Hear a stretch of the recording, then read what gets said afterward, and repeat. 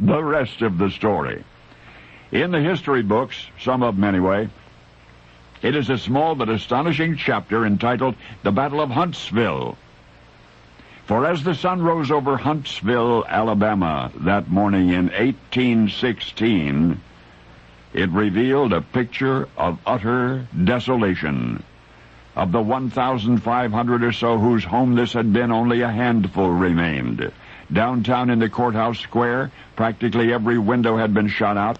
The courthouse had been the defenders' final fortress, and yet the scene as described belies the events preceding. Folks in Huntsville knew all about the Creek Indians. In the recent foray at Fort Mims, the Creeks had actually slaughtered hundreds of settlers. They were, those Creeks, a formidable foe. What if, the city folk wondered, what if the Creeks should descend upon their town? Well, one day a stranger came blazing into Huntsville on horseback, and he stopped breathless in the middle of the courthouse square. This latter-day Paul Revere remains a stranger, incidentally. To this day, nobody knows who he was.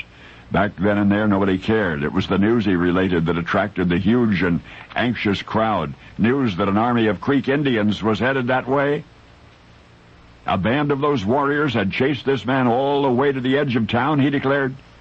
They were probably there right now, just south of Huntsville, waiting to strike. Well, you never saw a bunch of folks run so fast. Upon learning of the imminent threat, farmers left their tools in the fields and ran. Women left their food on the tables and ran. Old and young, slave and master, everybody took off in carriages, on horseback, on foot, heading north to the safety of Fayetteville, Tennessee.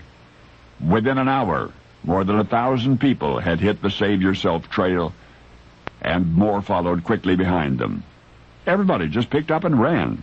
Almost everybody. 2 families, refusing to relinquish what had been carved out of the wilderness, said goodbye to their friends and barricaded themselves inside the newly built courthouse and waited in fearful anticipation of the devastating Indian raid. They were vastly outnumbered, and they knew it, but they'd not give up their beloved town.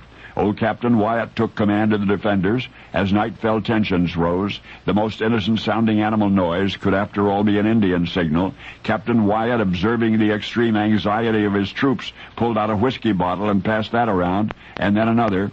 And then from the post at the window, the lookout cried out, "Indians!" And Captain Wyatt bellowed, "Fire, men, fire!"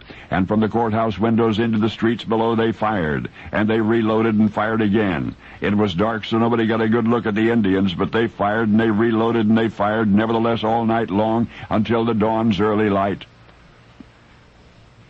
So listen, my children, and you shall hear of the midnight fight nobody much talks about in Huntsville, Alabama, not even today.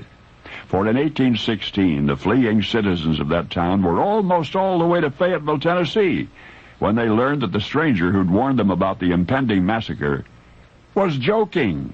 There was no hostile Indian within 100 miles, and all Captain Wyatt and his stalwart, slightly inebriated soldiers had succeeded in shooting to pieces was downtown Huntsville itself. And now you know the rest of the story.